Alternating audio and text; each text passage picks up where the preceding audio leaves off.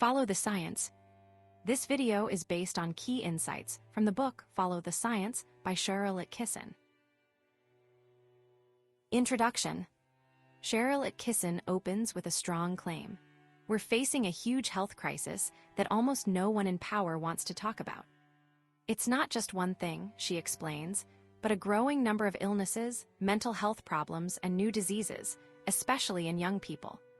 The problem, according to Attkisson, isn't that we can't fix these issues, but that those in charge are actively ignoring them and even working to hide the truth. She believes officials and the media are more interested in protecting their own interests and the interests of powerful companies than in helping people get better.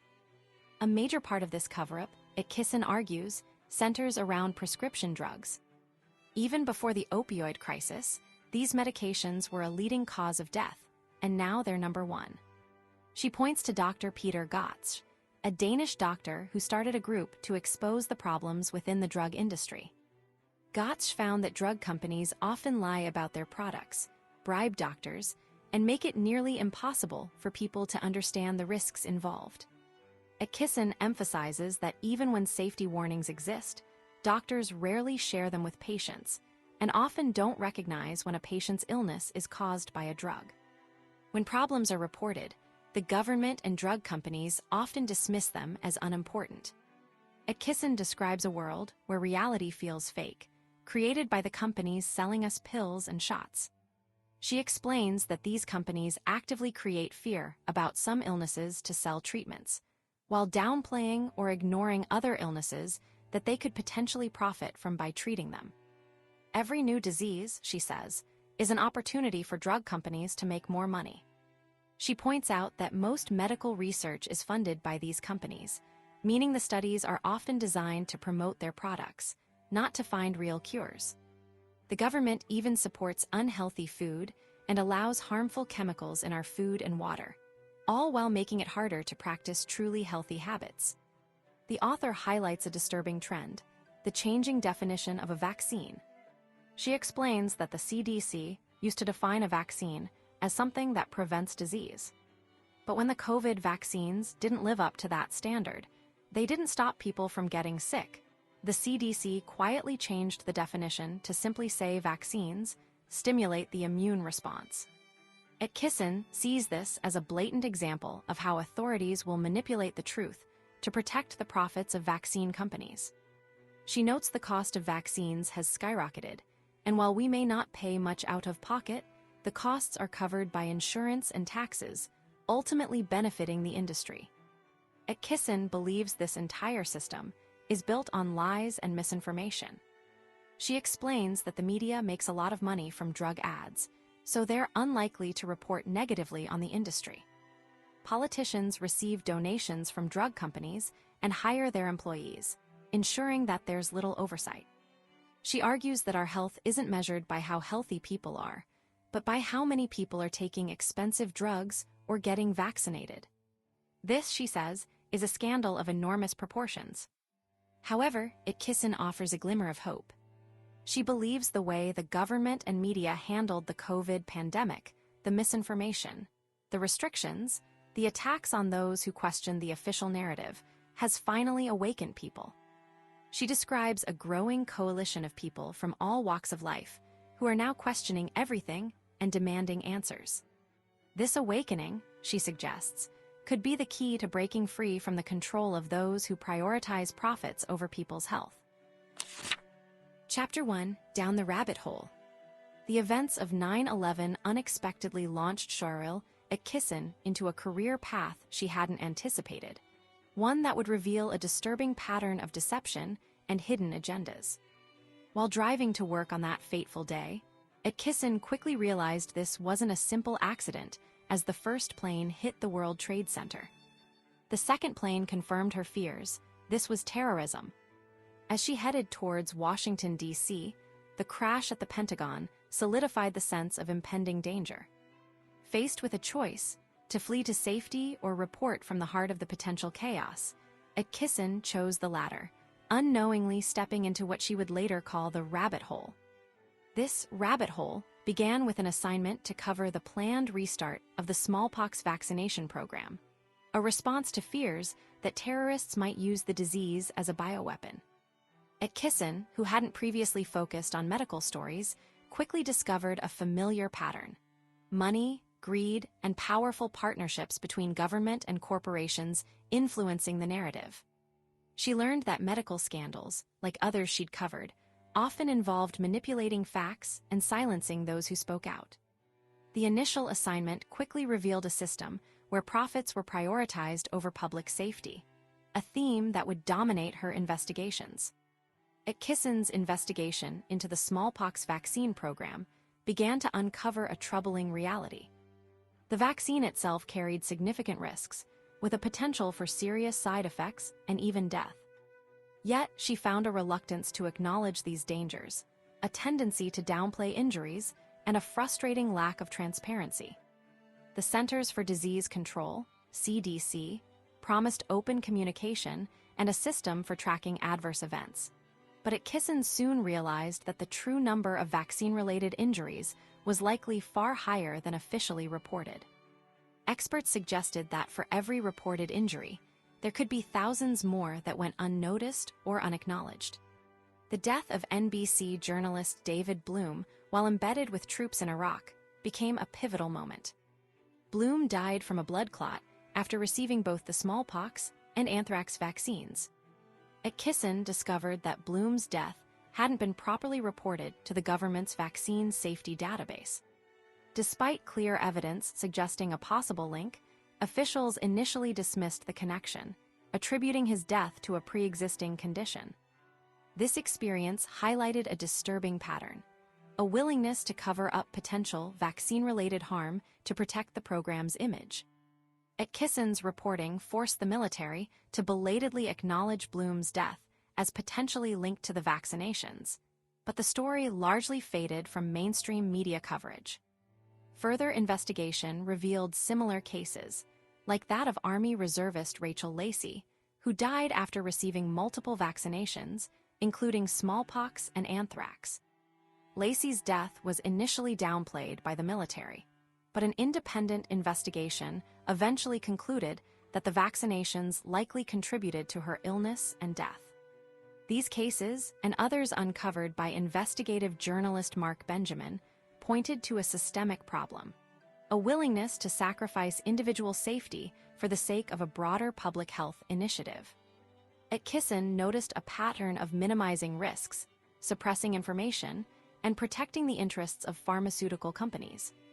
Attkisson's experience with the smallpox vaccine program revealed a disturbing level of collusion between government agencies, the medical community, and pharmaceutical companies. She observed a tendency to prioritize profits over people, to dismiss legitimate concerns about vaccine safety, and to actively suppress information that could damage the reputation of the pharmaceutical industry. The appearance of Dr. Gino Murley, a consultant for a pharmaceutical company that manufactured both a DVT therapy and a smallpox vaccine, on NBC's Today show alongside Bloom's widow, further illustrated this interconnectedness and potential conflict of interest. Attkisson's journey into the rabbit hole had exposed a shadowy underworld where truth was often sacrificed at the altar of power and profit. Chapter 2: Accidental Enlightenment. Sharyl Attkisson begins by explaining how investigating the smallpox vaccine opened her eyes to a disturbing pattern. She realized that dishonesty in science wasn't rare, it was everywhere, and often had serious consequences for people's health. Attkisson felt like she'd been wearing blinders, not seeing the widespread problems with how science was being done and reported. She started noticing scientific scandals that other journalists weren't fully investigating. The story that really stuck with her was the Support Study, a government-funded experiment on premature babies. Attkisson describes it as a shocking example of how people in power, government officials, researchers, and doctors could be willing to risk lives and then cover up their mistakes. This study, officially called Surfactant, Positive Airway Pressure, and Pulse Oximetry Randomized Trial, involved giving different levels of oxygen to very premature babies. The goal was to find the lowest safe oxygen level, but the way the study was conducted was deeply flawed and, according to Attkisson, unethical. Attkisson draws a parallel to the infamous Tuskegee experiment, where black men were deliberately left untreated for syphilis for 40 years, even after a cure was discovered. The Tuskegee scandal led to new rules requiring informed consent, meaning patients must be fully told about the risks of a study before agreeing to participate. However, the support study showed that these rules weren't always followed. Attkisson highlights how the study's design and consent process were deeply problematic, and how those involved attempted to hide the truth when concerns were raised. The story centers around three mothers, Charissa Cook, Bernita Lewis, and Servanda Banks, who enrolled their fragile newborns in the study. They all believed they were simply signing up for a support program to help their babies, not a risky experiment. They were misled about the true nature of the study, and none of them were told about the potential for serious harm, including blindness, brain damage, or even death. Attkisson emphasizes that these mothers were vulnerable, facing the stress of having extremely premature babies, and were easily taken advantage of. The core issue was that researchers intentionally prevented doctors from adjusting oxygen levels based on each baby's individual needs. They also altered the oxygen monitors to give false readings, preventing medical staff from intervening even if they suspected a problem. This was done to maintain the study's design, even if it meant putting babies at risk. The results were predictable. Babies in the high oxygen group were more likely to develop vision problems, while those in the low oxygen group were more likely to die. When concerns were raised, Attkisson details a disturbing pattern of denial and cover-up. Researchers defended the study, claiming they had done nothing wrong. Government officials attempted to discredit the ethics watchdog who identified the problems. A group of researchers even urged the ethics watchdog to withdraw his findings, suggesting political pressure was at play. Attkisson points out that this behavior demonstrates a willingness to protect the reputations and funding of powerful institutions, even at the expense of patient safety. Attkisson recounts a public meeting held to address the controversy, where she found herself as the only journalist present. She was shocked to hear some researchers arguing that it was okay to withhold information from patients, claiming that too much truth would scare people away from participating in studies.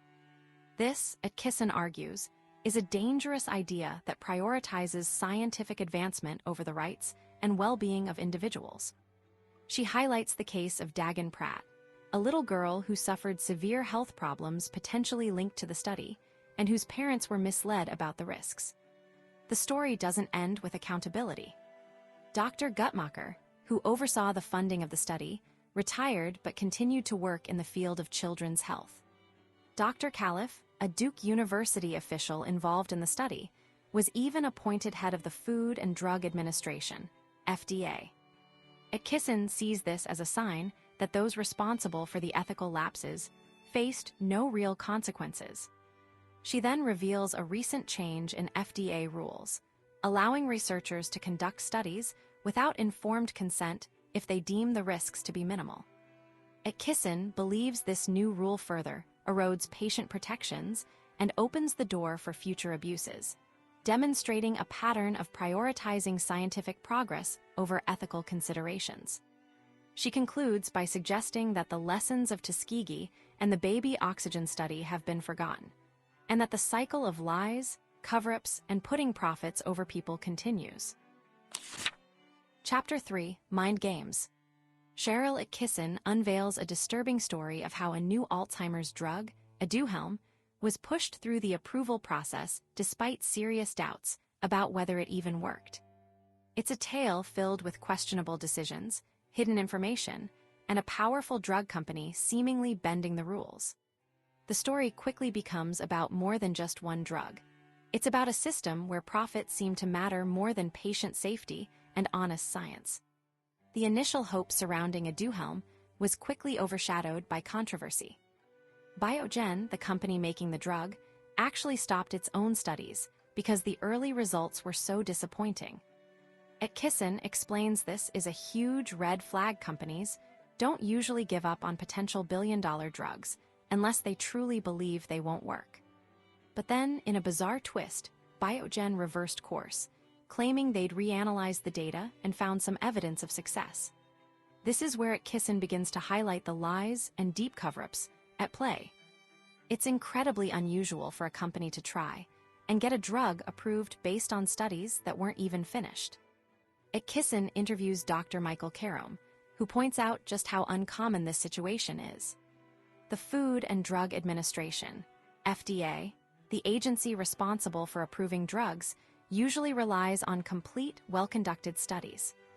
Yet, Biogen presented incomplete data, and the FDA seemed unusually willing to accept it. The author reveals a troubling, high-level collusion, as the FDA even partnered with Biogen to write a joint analysis, a move criticized by the FDA's own advisors. One advisor, Dr. Scott Emerson, was disturbed by the close collaboration, and another, Dr. Caleb Alexander, resigned in protest, calling the approval probably the worst drug approval decision in recent U.S. history. The financial stakes were enormous. Aduhelm was priced at $56,000 a year, potentially costing taxpayers hundreds of billions of dollars. Attkisson emphasizes how Big Pharma has continuously put profits over people, as this expensive drug offered only a small, uncertain benefit. Despite the advisors overwhelmingly recommending against approval, the FDA went ahead and approved Aduhelm anyway. This decision sparked investigations, but, as Attkisson notes, little came of them. The FDA defended its actions, claiming collaboration with drug companies is essential, but critics saw it as a dangerous compromise of objectivity. The story doesn't end with Aduhelm's approval. Attkisson details how the Alzheimer's Association, a trusted source of information for families, received millions of dollars from Biogen and promoted Aduhelm on its website, even featuring a doctor with financial ties to the company. This raises questions about bias and whether patients were receiving truly unbiased advice.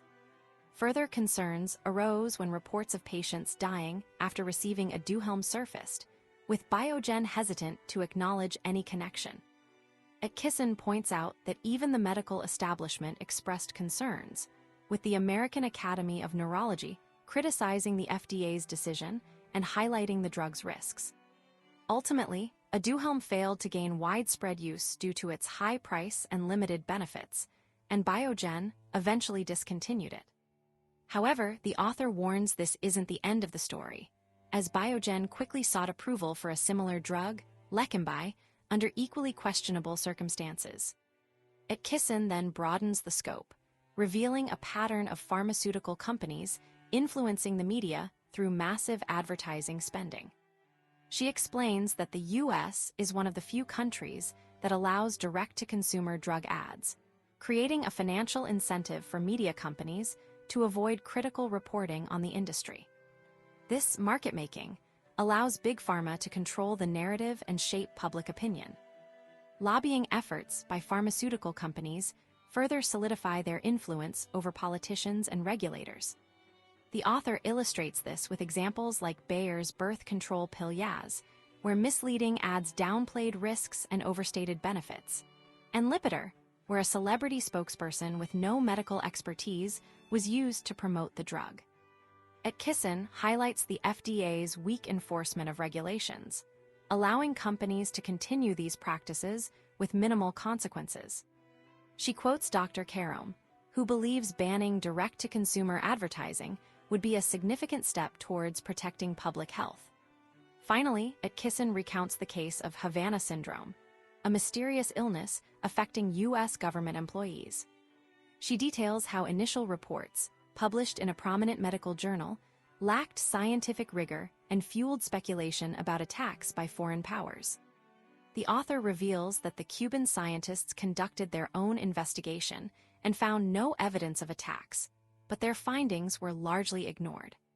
Attkisson suggests that political motivations may have played a role in promoting the Havana syndrome narrative. She points out the troubling pattern of scientists and institutions prioritizing certain agendas over sound scientific principles. The author concludes by noting that a former FDA official involved in the Aduhelm and Leqembi approvals quickly found a job with a company developing similar drugs, further illustrating the revolving door between the pharmaceutical industry and regulatory agencies. Chapter 4: The Frog Professor.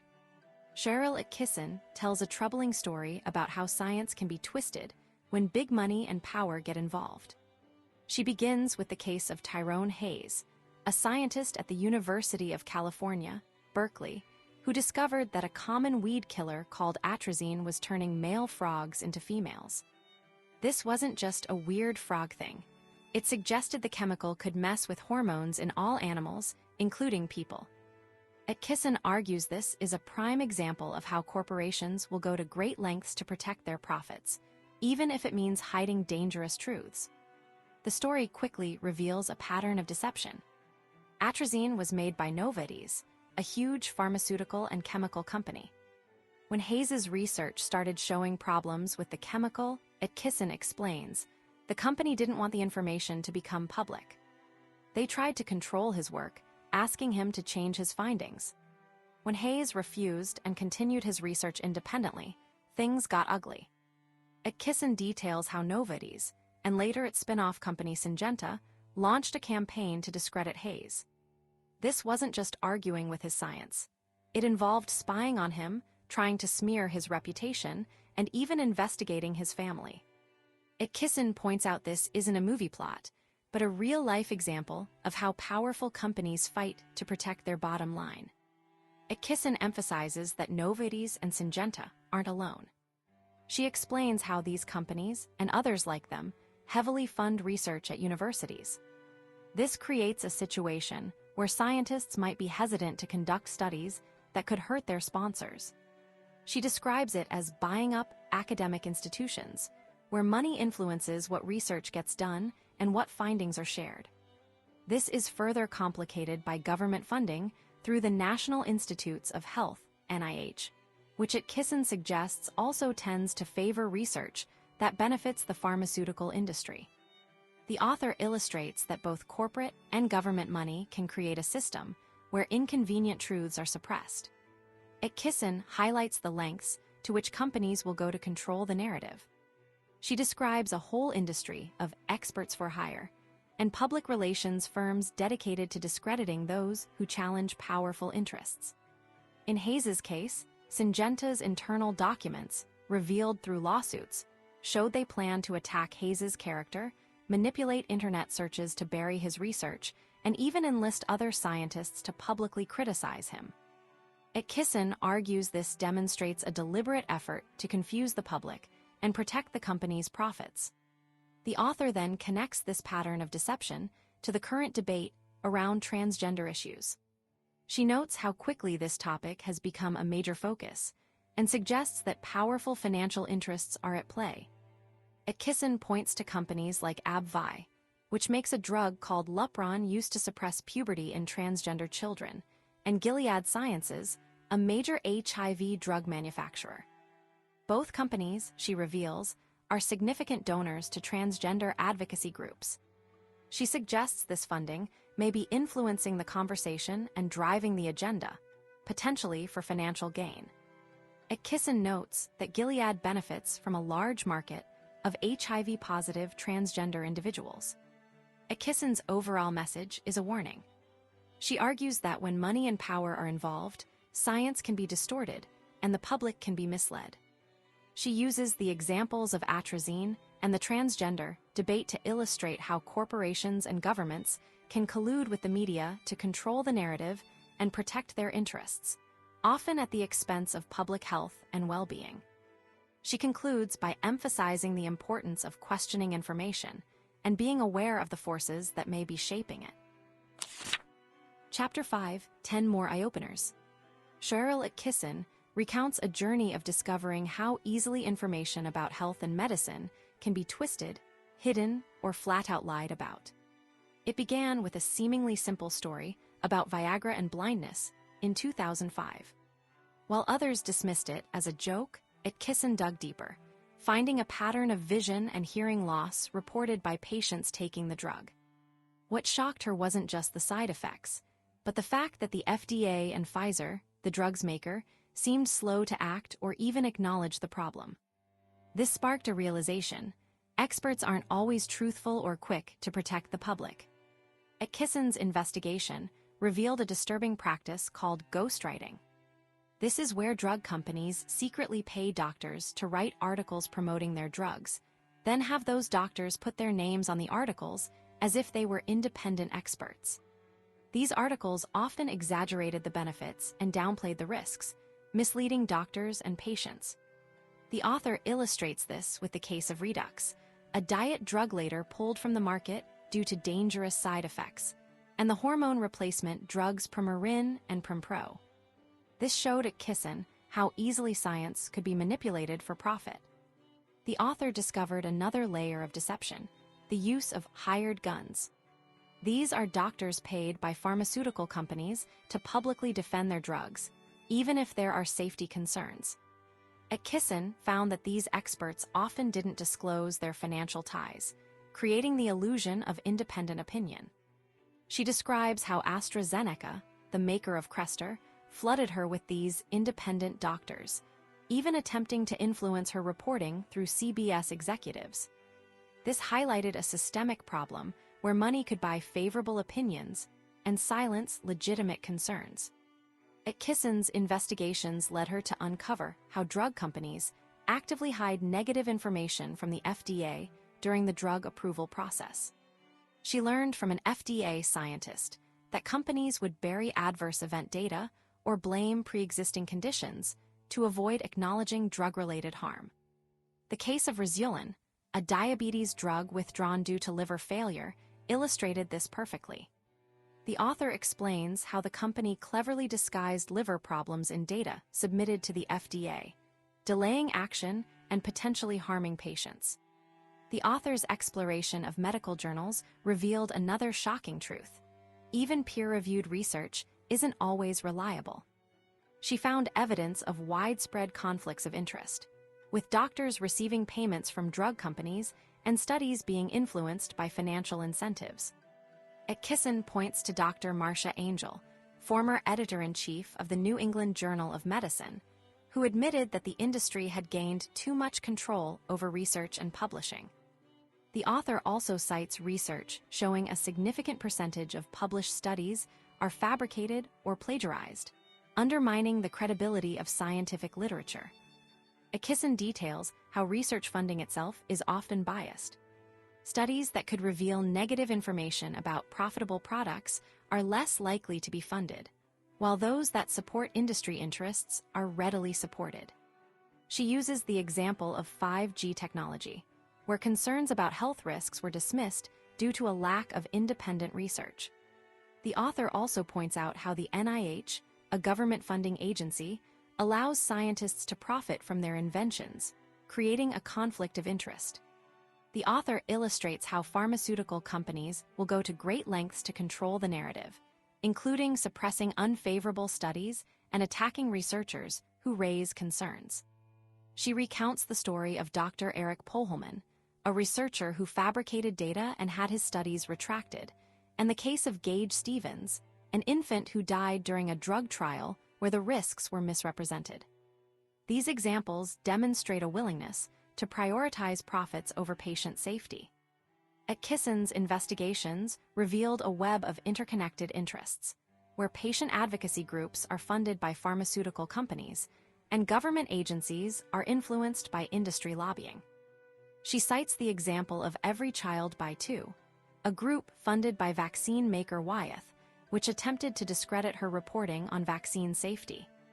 This highlighted how seemingly independent organizations can be used to promote a particular agenda. Finally, Attkisson shares examples of massive settlements paid by pharmaceutical companies for illegal activities, including price fixing, deceptive marketing, and hiding safety risks. She notes that despite billions of dollars in penalties, there is little accountability for corporate executives, and the cycle of misconduct continues. The author concludes that a healthy dose of skepticism is necessary when evaluating health information, as the pharmaceutical industry has a long history of putting profits over people. Chapter 6, The Third Rail. Sharyl Attkisson opens a troubling account of her investigations into vaccines, revealing a pattern of dishonesty, hidden truths, and powerful groups working together to protect profits over people's health. She begins by questioning whether people truly gave their okay for vaccinations, arguing that full honesty about potential risks, even serious ones like paralysis or death, was often missing. This sets the stage for her exploration of what she sees as a deliberate effort to control the narrative around vaccine safety. Attkisson describes a shocking discovery: public health officials actively spreading false information about vaccines. She felt surprised to find that accurate facts were labeled as disinformation, and scientists who raised concerns were unfairly attacked. She emphasizes that asking questions about vaccine safety isn't being anti-vaccine, but a normal part of investigating important issues. She points out the double standard. When she investigated problems with cars or charity donations, no one accused her of being anti-car or anti-charity. This highlights how fiercely defended vaccines are, even when legitimate questions are raised. The author shares heartbreaking stories of parents whose children were harmed by vaccines, and how these parents were bullied and silenced by the government for speaking out. They feared losing financial support meant to help care for their children. Attkisson believes these parents are the most trustworthy voices on vaccine safety because they experience the consequences firsthand. She argues that efforts to learn about vaccine side effects are actively discouraged, which goes against good science and public health. She finds it strange that even medical professionals seem afraid to discuss vaccine safety openly, suggesting a powerful force is controlling the conversation. Attkisson then presents 15 examples of what she uncovered through extensive research, starting with the DPT vaccine. She explains that this vaccine, used to protect against diphtheria, pertussis, and tetanus, was linked to seizures and brain injuries in some children in the 1990s. Lawsuits resulted in millions of dollars in compensation to families. The government then changed the formula, but Attkisson points out that the new version wasn't thoroughly tested in combination with other vaccines. She criticizes the lack of research on the cumulative effect of the entire vaccine schedule on children. A key part of her investigation focuses on the Vaccine Injury Compensation Program, created in 1986 after vaccine makers threatened to stop producing vaccines due to lawsuits. Attkisson explains that this program operates differently than regular courts, making it harder for injured patients to win cases. She notes that the Department of Justice actually defends vaccine makers in these cases, and the money to pay victims comes from fees charged to patients getting vaccines, not from the companies themselves. She finds it troubling that the program has a wealth of data on vaccine injuries that isn't being used for research. Attkisson details the controversy surrounding a possible link between vaccines and autism. She explains how the vaccine court attempted to address numerous autism claims through a special process called the Omnibus Autism Proceeding. She recounts a shocking story from a source who told her the court was about to acknowledge a link between vaccines and autism in at least one case, which would have opened the door to many more claims and potentially bankrupt the compensation fund. However, she alleges that the decision was reversed at the last minute, and the court denied all claims. The author highlights the case of Hannah Poling, a child who developed autism after receiving multiple vaccines. Attkisson reveals that the government secretly settled Hannah's case, acknowledging a possible link between vaccines and her condition, but sealed the information to prevent it from becoming public. She also discusses Dr. Andrew Zimmerman, a government expert witness who claimed the CDC covered up evidence of a vaccine autism link and was subsequently fired. Attkisson points out that despite these revelations, public health officials continue to deny any connection between vaccines and autism. Attkisson further explains how the CDC downplayed the risks of thimerosal, a mercury-based preservative used in some vaccines. She describes a situation where CDC officials initially told her they were going to recommend that pregnant women avoid thimerosal-containing flu shots, but then reversed course and claimed there was no risk. She also notes that even after thimerosal was removed from many childhood vaccines, it still remains in some flu shots and other vaccines today.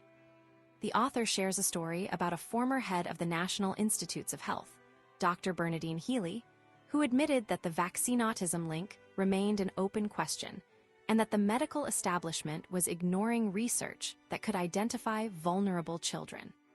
She also points out that the vaccine court seems to favor cases that focus on encephalopathy, brain damage, over those that specifically mention autism, suggesting that the way a case is framed can affect its outcome. Attkisson details how the CDC exaggerated the severity of the 2009 swine flu epidemic and pushed for a new vaccine, even though her investigation revealed that very little actual swine flu was circulating in the U.S. She also discusses how vaccine ads are allowed to promote vaccines without disclosing potential risks, exploiting a loophole in FDA regulations. Throughout the chapter, Attkisson paints a picture of a system where powerful interests, pharmaceutical companies, government agencies, and the media are colluding to control the narrative around vaccines, prioritizing profits over transparency and public health. She urges readers to be critical of information they receive from these sources and to question everything. She sets the stage for a deeper dive into the events surrounding the COVID-19 pandemic, suggesting that the same patterns of deception and manipulation were at play. Chapter 7, Niro and Me. Sharyl Attkisson recounts a fascinating and unsettling story beginning on a Tuesday in April 2016, when a mysterious phone call led her into a world of hidden truths surrounding vaccines and autism. The call came from Grace Hightower De Niro, wife of actor Robert De Niro, who wanted to discuss a sensitive topic. This wasn't a casual chat. It was a request for unbiased information from someone they believed wouldn't be easily intimidated.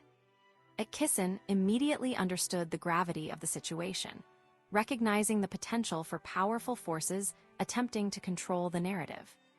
The De Niros had already been researching the links between vaccines and autism, a topic largely dismissed by mainstream media and the medical establishment. They had consulted with figures like Dr. Andrew Wakefield, a controversial scientist whose research had been aggressively attacked, and Robert F. Kennedy Jr., a vocal advocate for vaccine safety. The core of the issue, as Attkisson details, revolves around a deep cover-up.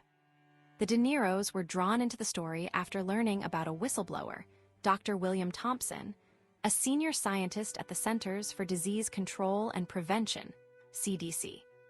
Thompson had secretly confessed to a biologist, Brian Hooker, that the CDC had manipulated data in a 2004 study to hide a link between the MMR vaccine and autism, particularly in African American boys. This wasn't just a minor oversight. It was a deliberate act to protect the pharmaceutical industry's profits. Attkisson explains how Thompson's attempts to expose the truth were met with resistance from Congress and the media, highlighting a systemic unwillingness to investigate potentially damaging information. The story of Dr. Wakefield is also central to this cover-up. His initial research suggesting a possible link between the MMR vaccine and autism was met with a fierce backlash, leading to his professional ruin. Attkisson points out that Wakefield never claimed vaccines caused autism, only that the issue needed further investigation, but the industry responded with a ruthless smear campaign. The De Niros attempt to screen Dr. Wakefield's documentary, Vaxxed, at the Tribeca Film Festival triggered a massive wave of pressure from pharmaceutical companies and their allies. Attkisson describes how De Niro was forced to cancel the screening, illustrating the power of Big Pharma to silence dissenting voices. This wasn't simply about a film. It was about controlling the public's access to information. The author notes the subtle but significant ways in which the industry exerts its influence, including funding academic institutions and media outlets. De Niro's experience revealed a disturbing truth. Even a celebrity with significant influence could be intimidated into backing down. Attkisson observes that the industry doesn't want a fair discussion. They want to suppress any information that might raise questions about vaccine safety. Throughout the narrative, Attkisson emphasizes the pattern of lies and manipulation. De Niro was told the opposition to Vaxxed came from filmmakers, but Attkisson suspects it was actually sponsors, the pharmaceutical companies working behind the scenes. This deception highlights the lengths to which these companies will go to protect their interests. The author also points out the insidious use of the term anti-vaccine to discredit anyone who questions vaccine safety, regardless of their actual views. This label is used to shut down debate and silence legitimate concerns. Attkisson herself notes that she is not anti-vaccine, but a journalist committed to reporting the truth, even when it's uncomfortable. Attkisson's account reveals a disturbing reality. Powerful interests are willing to prioritize profits over people's health. The story of the De Niro's investigation and their attempts to bring the truth to light demonstrates the challenges of challenging the status quo. Despite their efforts, and despite Attkisson's reporting, the systemic cover-up continues. The author concludes with a sense of frustration, noting that even Robert De Niro's influence couldn't break through the wall of silence surrounding the vaccinotism controversy. The narrative serves as a cautionary tale about the dangers of unchecked corporate power and the importance of independent journalism in uncovering the truth. Chapter 8 for Ale.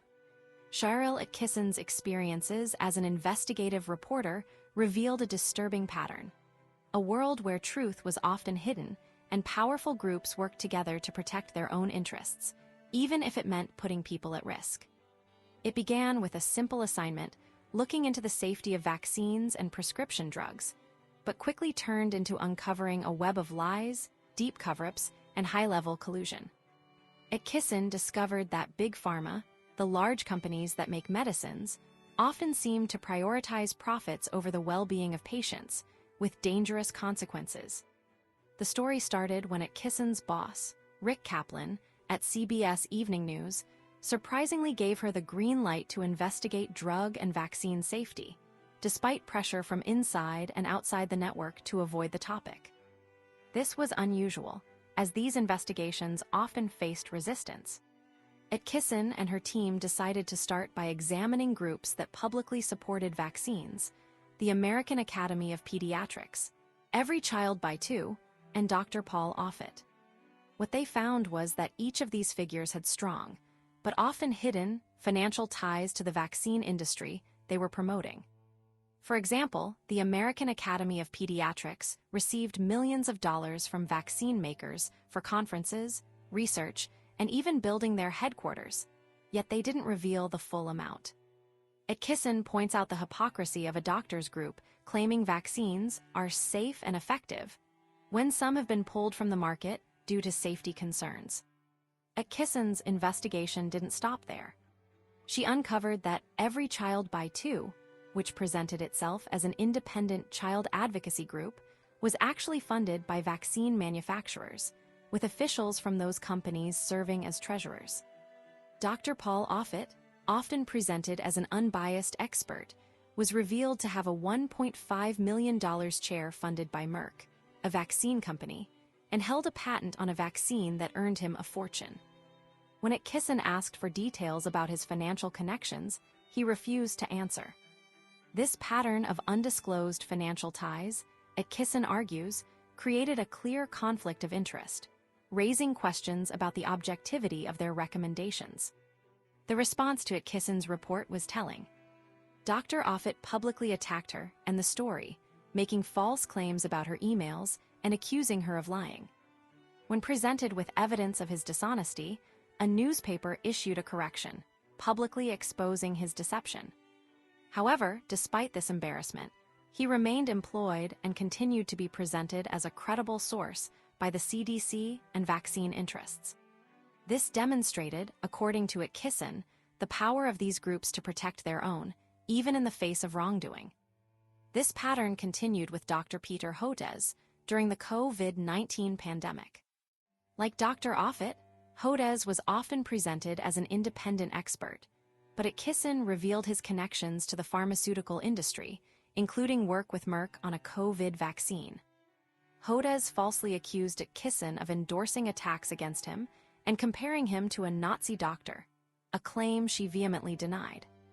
After legal pressure, he retracted the accusations, but the damage was done.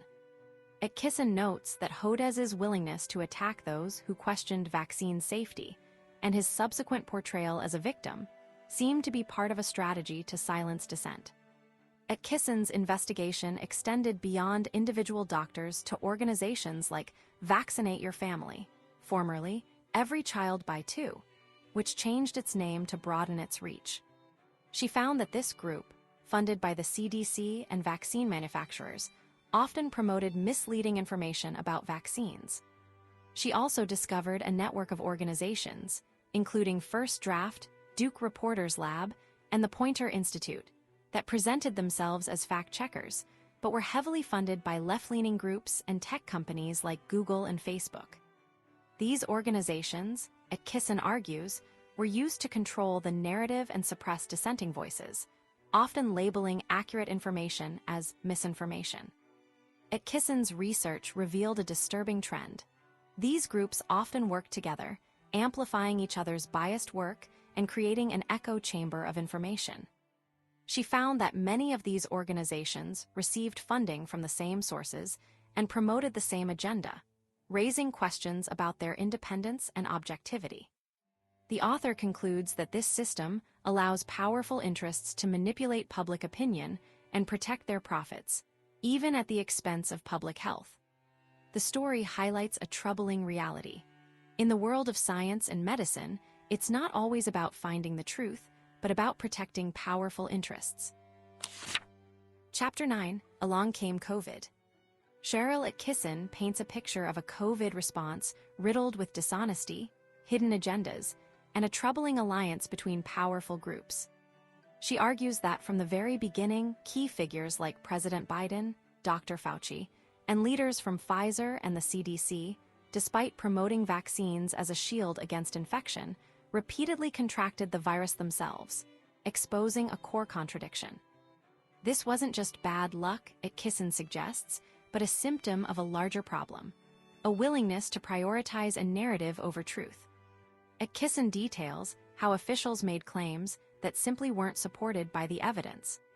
Dr. Walensky, the head of the CDC, famously stated vaccinated people couldn't carry or get sick from the virus, a statement Attkisson found shockingly inaccurate even at the time. The author points out that the media often amplified these false claims without questioning them, creating an echo chamber of misinformation. She specifically calls out Fortune magazine for publishing a headline claiming vaccinated people couldn't spread COVID, even as evidence mounted to the contrary. This, according to Attkisson, wasn't accidental. It was a deliberate effort to control the message. The author highlights what she sees as a pattern of deception, starting with early guidance to isolate at home. Attkisson argues this actually increased the spread of the virus, citing a comment from New York Governor Cuomo, revealing that a majority of hospitalized COVID patients had been isolating at home as instructed. Despite this data, the government continued to push the stay-at-home policy, shutting down safer outdoor spaces. The Sturgis motorcycle rally serves as a case study, where media outlets quickly labeled the event a super spreader without solid evidence.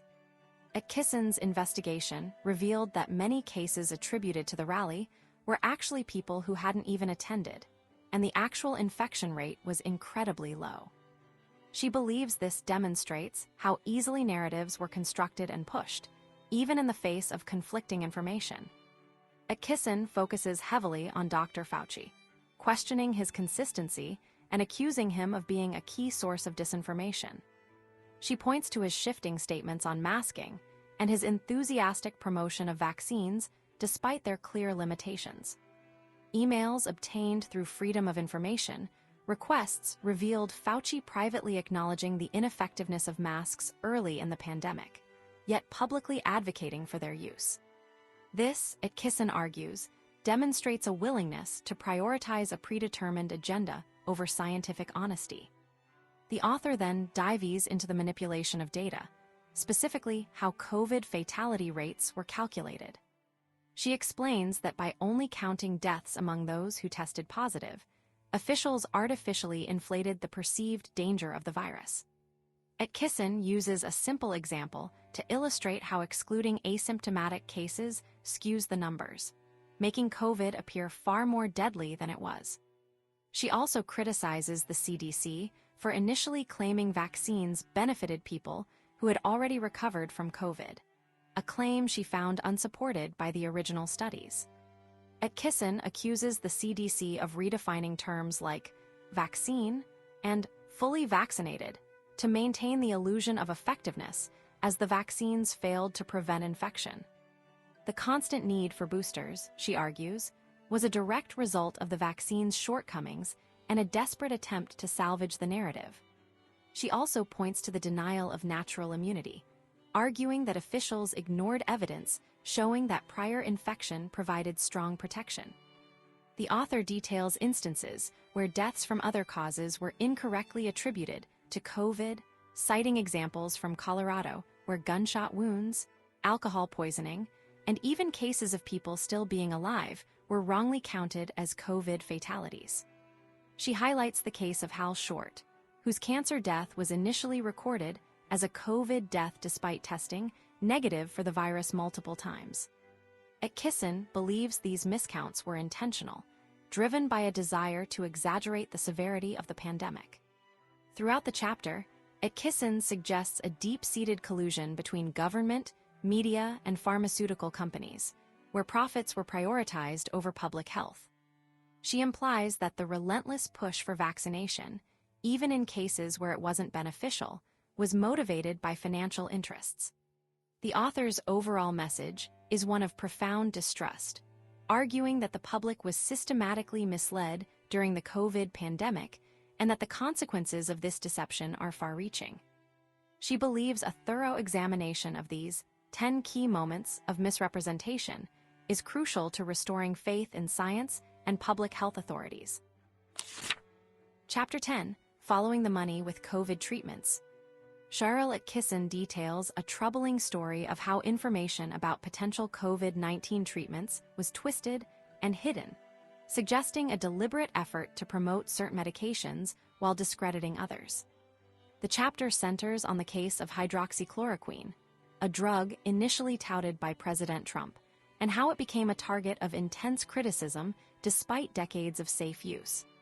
Attkisson argues this wasn't a simple scientific disagreement, but a calculated move driven by money and politics. She believes powerful forces actively work to bury promising, affordable solutions in favor of more expensive, profitable options. Attkisson explains that when COVID-19 first appeared, scientists naturally looked for existing drugs that might help. Hydroxychloroquine showed early promise in studies from China and France. But as soon as President Trump mentioned it, a strong negative campaign began in the media. This is where Attkisson sees the first signs of a deep cover-up. She points out that the media didn't simply question the drug. They aggressively portrayed it as dangerous, despite its long history of safe use for malaria. This swift and harsh reaction, she argues, was unusual and suspicious. A key piece of evidence Attkisson presents is a Veterans Affairs study that claimed hydroxychloroquine didn't help COVID patients and even increased deaths. However, she reveals that this study was quickly questioned and that other research showed potential benefits. Attkisson believes the media quickly accepted this negative study without proper investigation, acting more like messengers for a predetermined narrative than independent journalists. She suggests this was intentional, designed to build demand for new, expensive vaccines and to damage President Trump's reputation. Attkisson highlights a pattern of favoring remdesivir, a newer, more expensive drug, despite its limited benefits.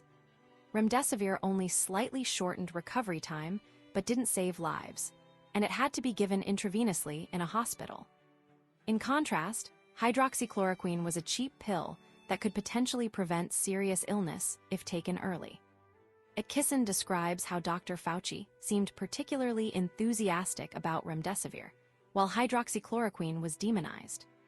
This division, she notes, fell largely along political lines, suggesting the issue wasn't about science at all. The author introduces Dr. William O'Neill, a cardiologist who was studying both drugs. He told Attkisson he'd never seen science so politicized. Dr. O'Neill's research showed positive results with hydroxychloroquine, but he faced obstacles in continuing his study because of the negative publicity. Attkisson draws a parallel to a previous case involving vaccines and autism, where she interviewed Dr. Bernadine Healy, a former head of the National Institutes of Health.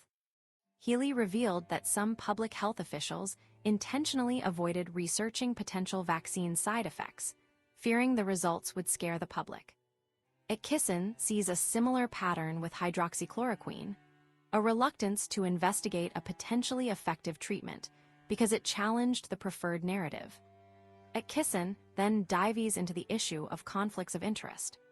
She points out that a significant number of the government's COVID treatment advisory panel had financial ties to Gilead, the maker of remdesivir. These ties weren't always disclosed, and Attkisson argues this created a clear bias in favor of remdesivir. She contrasts this with the fact that no panel members had financial connections to hydroxychloroquine, a generic drug with little profit potential. This, she believes, demonstrates a clear example of Big Pharma prioritizing profits over people's health. The author recounts a conversation with a scientist advising the Trump White House, who confirmed her suspicions about a concerted effort to discredit hydroxychloroquine. This scientist even took high doses of the drug himself to demonstrate its safety. Attkisson also shares the story of Bill Salier, who was denied a prescription for ivermectin, another repurposed drug, and resorted to using a veterinary formulation after consulting with his doctor.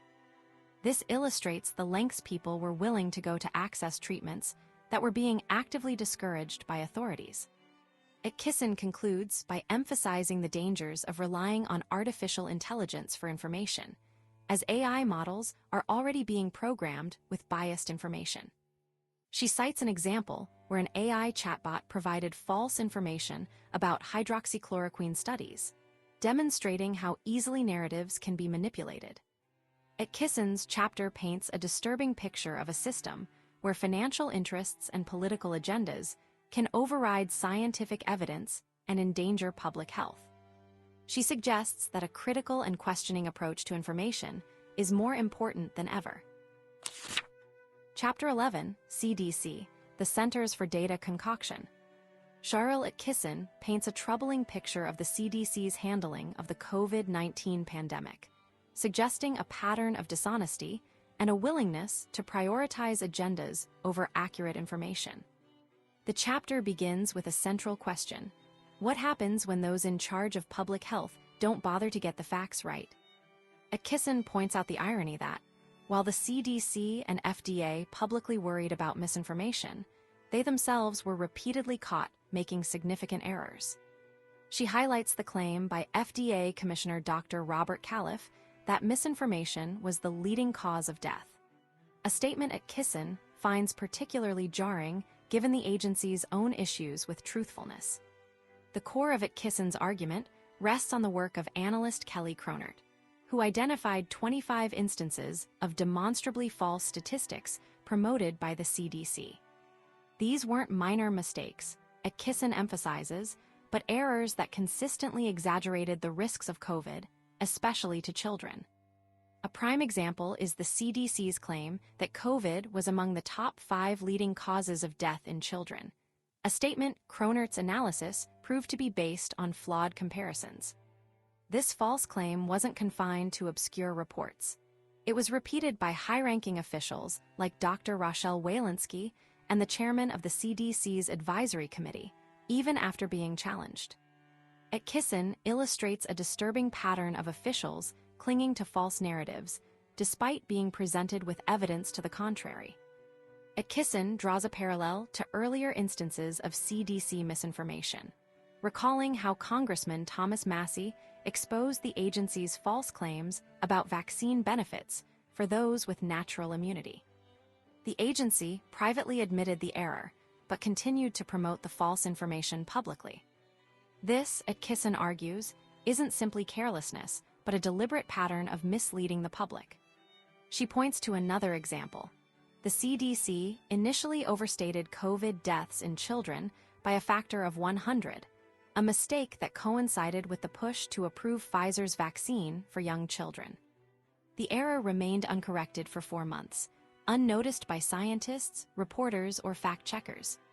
The author details a series of further inaccuracies, including overcounting deaths, exaggerating symptom rates, and misreporting hospitalization numbers. One particularly striking example involves a massive error in North Carolina data, where the CDC falsely claimed 139 pediatric COVID admissions in a single day when the average was fewer than 3. This error remained uncorrected even into early 2024. Attkisson also references a report by the British Medical Journal, which flagged over 70,000 overcounted COVID deaths due to coding logic errors. These errors, Attkisson suggests, weren't isolated incidents but part of a systemic problem. Attkisson argues that the sheer number of errors, consistently exaggerating risks, suggests something more than incompetence. She questions whether the CDC was intentionally manipulating data to support a particular narrative. She criticizes the agency for failing to clearly separate deaths caused by COVID from deaths of people who simply tested positive for the virus, and for not breaking down data by age and pre-existing conditions. Had the CDC done so, Attkisson believes, the public would have understood that COVID posed a minimal risk to healthy people under 50. The author emphasizes the far-reaching impact of the CDC's misinformation. She notes that the CDC's website is prominently linked to by platforms like YouTube and Spotify, and that its information is often treated as gospel by universities, hospitals, and the media. This amplification of false data, Attkisson contends, led to unnecessary vaccinations, school closures, and mask mandates, causing significant harm. She suggests that those who accurately challenged the CDC's data were often discredited as anti-vaccine or purveyors of misinformation. Attkisson highlights a disturbing trend: the revolving door between the CDC and the pharmaceutical industry. She cites the example of Dr. Julie Gerberding, who oversaw controversial vaccine approvals as CDC director and then took a lucrative job at Merck, selling millions of dollars in company stock.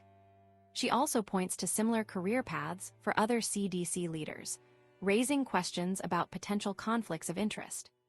Attkisson suggests that this close relationship between public health officials and the pharmaceutical industry may explain the CDC's willingness to prioritize vaccine promotion over objective scientific assessment. The chapter concludes with Attkisson's disappointment with the Lessons Learned review commissioned by Dr. Walensky, which she dismisses as a self-serving exercise. The reviewer, chosen by Walensky herself, was an insider unlikely to offer harsh criticism. Attkisson proposes a truly independent review, led by scientists who were proven correct when the CDC was wrong, and including advocates for the vaccine-injured and experts in alternative treatments. She argues that a genuine effort to improve the CDC would involve holding individuals accountable, reducing costs, and prioritizing transparency. Attkisson's overall message is a scathing indictment of the CDC's performance during the pandemic, suggesting a deep-seated culture of dishonesty, self-preservation, and a troubling willingness to put profits before people. Chapter 12, COVID Origins. Sharyl Attkisson presents a compelling case that the story we were told about the origins of COVID-19 and the response to it was riddled with lies, hidden truths, and secret deals between powerful people. She argues that the official narrative, that the virus jumped naturally from bats to humans, was deliberately pushed, even when evidence pointed to a lab leak in Wuhan, China. Attkisson details how high-ranking officials, like former CDC Director Robert Redfield and Secretary of State Mike Pompeo, privately believed the virus escaped from a lab, but their concerns were downplayed and even ridiculed by the media. This, she suggests, wasn't accidental. Attkisson reveals a web of connections between U.S. scientists, the Wuhan Institute of Virology, and even the Chinese military. She explains that U.S. taxpayer money funded gain-of-function research experiments that made viruses more dangerous at the Wuhan lab. This research, while officially aimed at developing vaccines, carried huge risks. The author points out that this type of research was paused in the U.S. due to safety concerns, but exceptions were made for the work being done in China. She highlights the troubling fact that the Chinese government often has hidden agendas within its medical research, potentially developing biological weapons alongside civilian projects. Attkisson emphasizes that U.S. officials knew about these risks, but continued to collaborate anyway. The author describes a deliberate effort to discredit anyone suggesting the lab leak theory. She explains that many scientists and officials with ties to the Wuhan lab actively worked to promote the natural origin story, even while knowing it might not be true. Attkisson points to Dr. Anthony Fauci as a key figure in this effort, accusing him of downplaying the lab leak possibility while concealing his own involvement in funding the research. She draws a parallel to situations where someone benefits from a product and then tries to hide any problems with it, like a vaccine maker dismissing safety concerns about their own vaccine. Attkisson details how powerful forces within the U.S. health establishment and the pharmaceutical industry had a vested interest in controlling the narrative. She explains that the risky research being conducted with China was directly linked to the potential for a hugely profitable vaccine market. By insisting the virus came naturally, these individuals and companies were, according to Attkisson, protecting their reputations and financial interests. She cites the case of French virologist Luc Montagnier and Dr. Stephen Key, who both independently concluded the virus showed signs of being engineered, but their findings were largely ignored. The author uncovers a disturbing pattern of censorship and manipulation. She describes how the media often dismissed evidence supporting the lab leak theory as conspiracy theories, and how social media platforms actively suppressed dissenting voices. Attkisson reveals the existence of groups like the Virality Project, funded by government grants and foundations, which work to identify and silence online content questioning the official narrative. She explains how these groups pressured social media companies to censor information, even if it was truthful, if it could fuel vaccine hesitancy. This, she argues, was a clear attempt to control the public's perception of the pandemic. Attkisson further exposes how organizations like EcoHealth Alliance, a nonprofit receiving significant U.S. government funding, acted as a conduit for sending money to the Wuhan lab for gain-of-function research. She points out the questionable practices of EcoHealth Alliance, including its close ties to the Chinese government and its lack of transparency. The author highlights the irony that an organization whose stated mission is to prevent outbreaks was actually involved in research that may have contributed to one. Throughout the chapter, Attkisson emphasizes a recurring theme: the prioritization of profits over people. She argues that Big Pharma, driven by the potential for massive financial gains, actively shaped the narrative around COVID-19 and suppressed information that could have threatened their bottom line. She illustrates this with the example of Pfizer, whose clinical trial data was allegedly manipulated and whose potential safety issues were downplayed. Attkisson concludes that the COVID-19 pandemic was not just a public health crisis, but a crisis of trust, fueled by lies, cover-ups, and a dangerous collusion between government, media, and powerful corporations. Chapter 13, The Amish Approach. Sharyl Attkisson presents a compelling case that important scientific discoveries are being suppressed if they don't benefit the pharmaceutical industry. She uses the Amish community's experience during the COVID-19 pandemic as a prime example. Attkisson argues that the established scientific community actively worked to discredit the Amish approach, which involved largely foregoing the measures recommended by public health officials, things like masking, social distancing, and vaccination.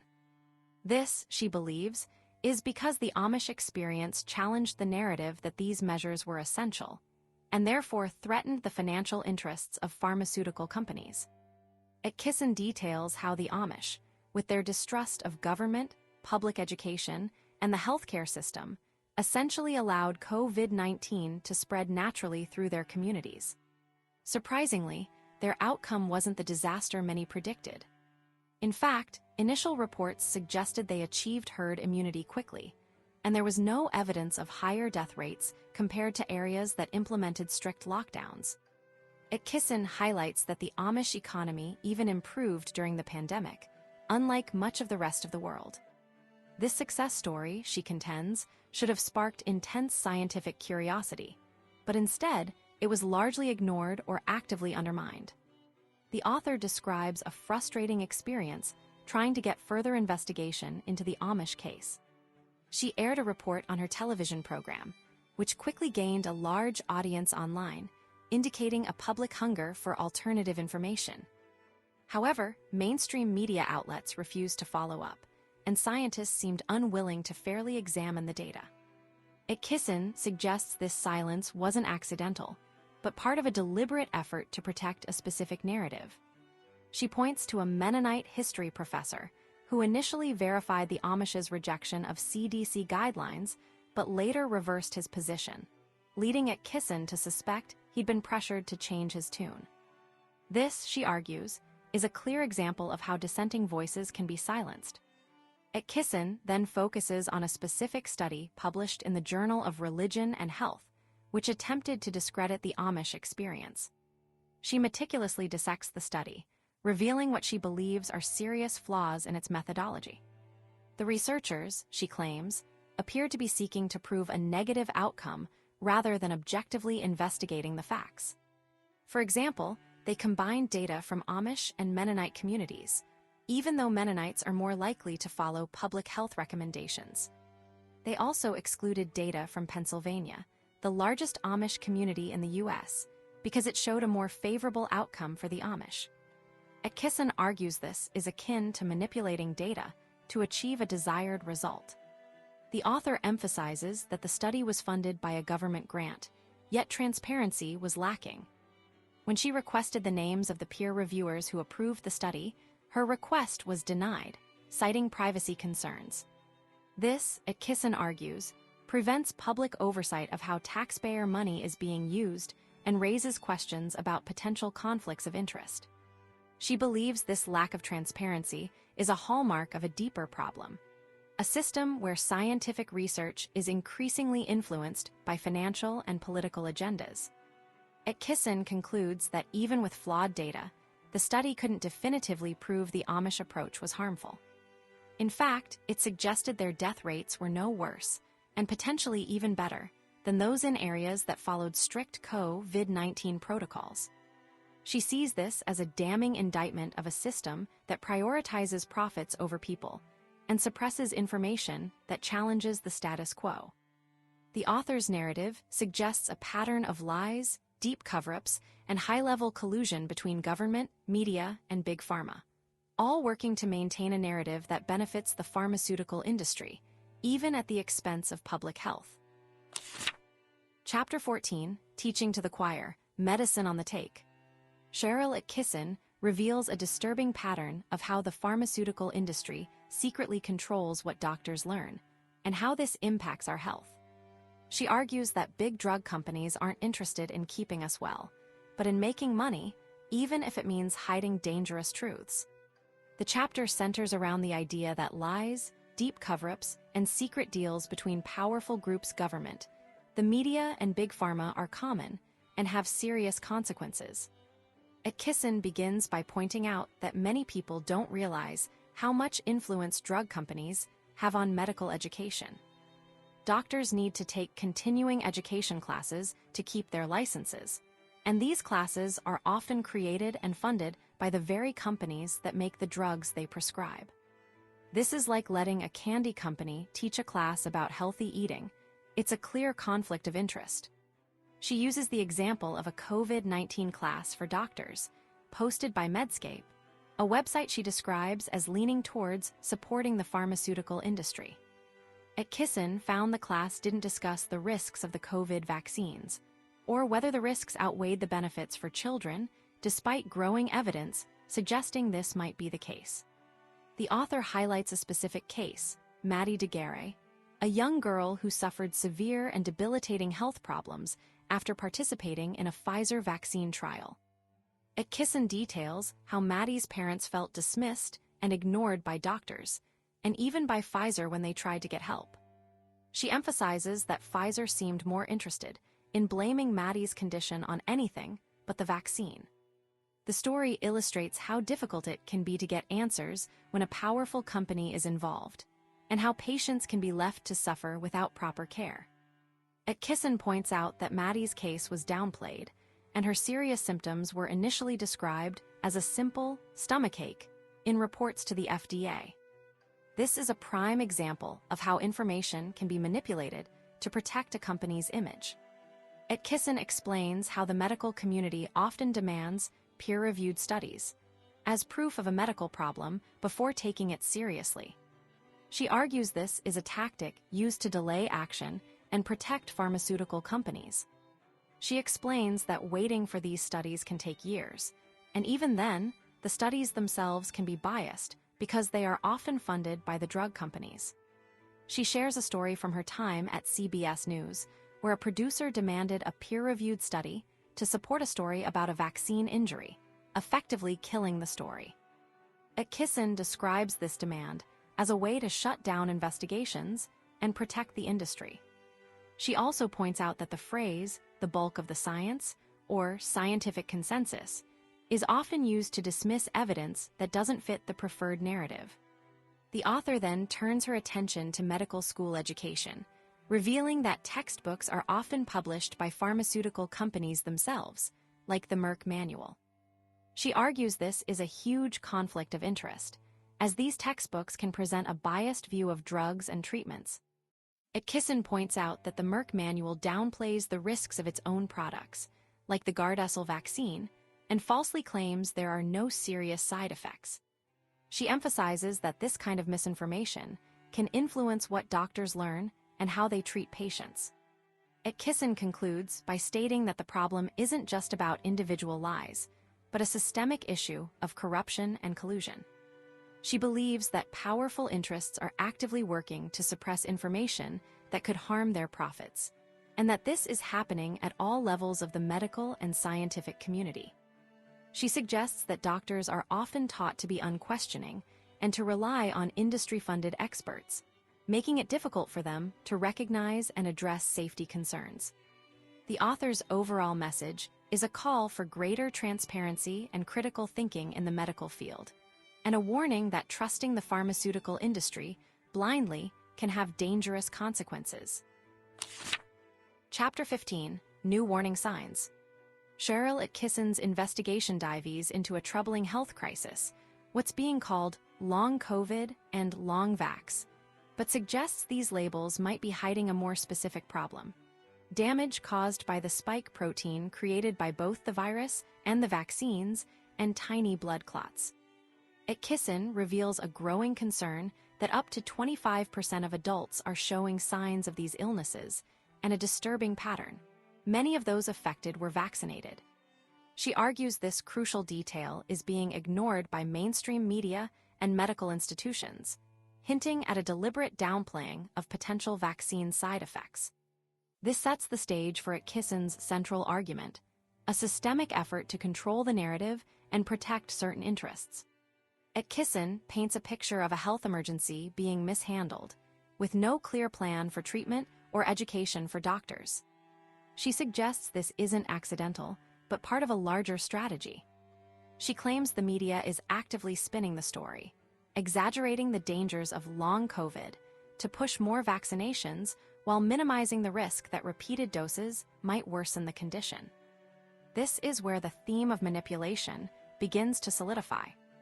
Attkisson believes information is being deliberately shaped to serve a purpose, rather than to inform the public accurately. The author highlights the work of independent researchers who are uncovering evidence of the spike protein's lasting effects, even in people who didn't experience severe initial illness.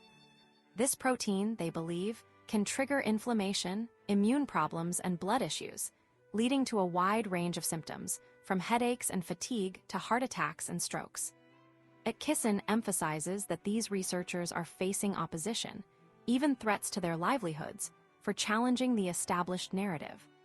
This resistance, she implies, is a sign of a deeper cover-up. It suggests powerful forces are working to suppress information that doesn't align with their agenda. Attkisson then introduces Dr. Jordan Vaughn, a physician who is treating patients with these long COVID and long vax illnesses. Dr. Vaughn's story is central to Attkisson's argument. He discovered that many of his patients had tiny, undetectable blood clots, microclots, that were causing their symptoms. He began treating them with blood thinners, with remarkable results. This discovery, Attkisson argues, is being ignored by the medical establishment.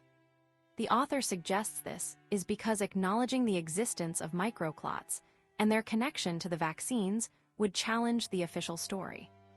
The narrative expands to include stories of patients who were dismissed by other doctors, told their symptoms were psychological, or misdiagnosed with conditions like multiple sclerosis.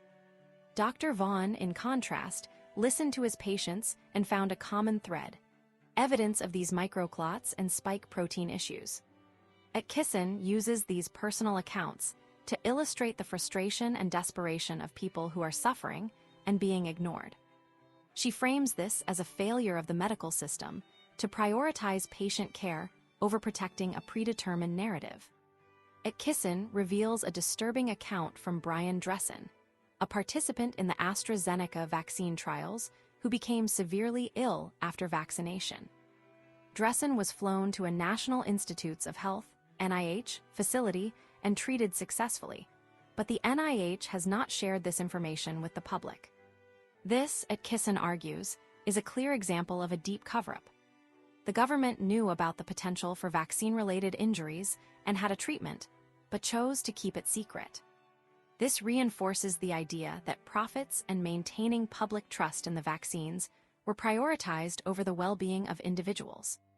The author then recounts the story of Dr. Patrick Whelan, a Harvard-affiliated pediatrician who warned the FDA in December 2020 about the potential dangers of the spike protein.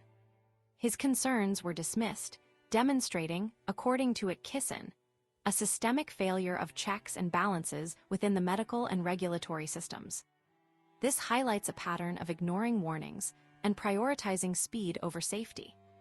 Attkisson concludes by describing a conference of doctors who are challenging the established medical narrative. These physicians, she argues, are part of a growing movement to restore the doctor-patient relationship and focus on root causes of illness, rather than simply treating symptoms. She suggests this movement is gaining momentum as patients become increasingly dissatisfied with conventional medicine and seek alternative approaches. Attkisson implies that this shift represents a challenge to the power of Big Pharma and the government agencies that support it, and a potential turning point in the fight for truth and transparency in healthcare. The author's overall message is that a powerful network of interests, government, media, and pharmaceutical companies has colluded to suppress information and prioritize profits over people's health. Chapter 16, New Beginnings. Sharyl Attkisson begins by noting how even comedians like Dana Carvey and David Spade are poking fun at the mistakes made during the COVID pandemic, showing just how many people are starting to question what happened. Attkisson argues that the problems weren't just simple errors, but a massive pattern of dishonesty, cover-ups, and secret deals between powerful groups. She believes these issues are bigger than anything the world has seen before and will affect future generations. She points out that no one in charge has admitted they were wrong or taken responsibility, and that the same people are still running things, even after so much went wrong. Attkisson emphasizes a disturbing trend. Big Pharma, the companies that make medicines, seem to prioritize making money over keeping people healthy. She explains that the origins of COVID were hidden, treatments were mishandled, and the vaccines themselves were problematic, all while these companies profited. She uses the example of the baby oxygen study, a decades-old scandal, to show that these kinds of issues aren't new. Even when ordinary people uncover wrongdoing, it often goes unaddressed. Attkisson highlights how the Centers for Disease Control and Prevention, CDC, received more money even after failing, suggesting a system that doesn't learn from its mistakes. The author contends that this situation has sparked a growing demand for change. More people are realizing that when science is twisted for profit, it impacts all aspects of health. She points to rising rates of chronic illnesses, the presence of harmful chemicals in our food and water, and the overuse of medication as evidence of a broken system. Attkisson explains that even our drinking water can contain traces of medications, meaning people are unknowingly consuming things like birth control pills or antidepressants. She questions how a government could allow such things to happen. Attkisson also addresses concerns about increasing rates of autism and gender confusion, suggesting that these issues might be linked to hidden causes that industries are trying to downplay. She paints a picture of a nation struggling with health problems, taking more pills, spending more on healthcare, and getting sicker, while health experts seem to ignore the obvious. She criticizes doctors for relying on biased information and being too quick to prescribe medication without truly understanding the root causes of illness.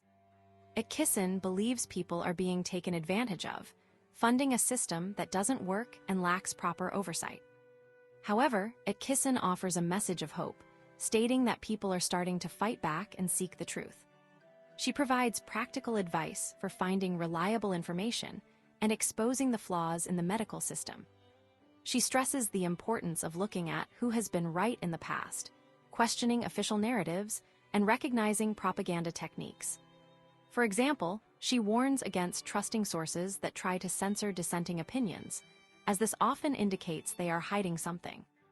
She points out that terms like debunked or discredited are often used to dismiss ideas that challenge the status quo. Attkisson identifies several sources she considers unreliable, including Wikipedia, certain doctors like Paul Offit and Peter Hodez, and various blogs and websites that consistently promote a one-sided view. She also cautions against blindly trusting mainstream news organizations, as they are often influenced by powerful interests. Conversely, she recommends sources like Dr. John Abramson, the Association of American Physicians and Surgeons, and journalists like Jeremy Hammond and Chris Plant, who have demonstrated a commitment to uncovering the truth. She also suggests using resources like VAERS and MedWatch to report adverse events after vaccinations or medications.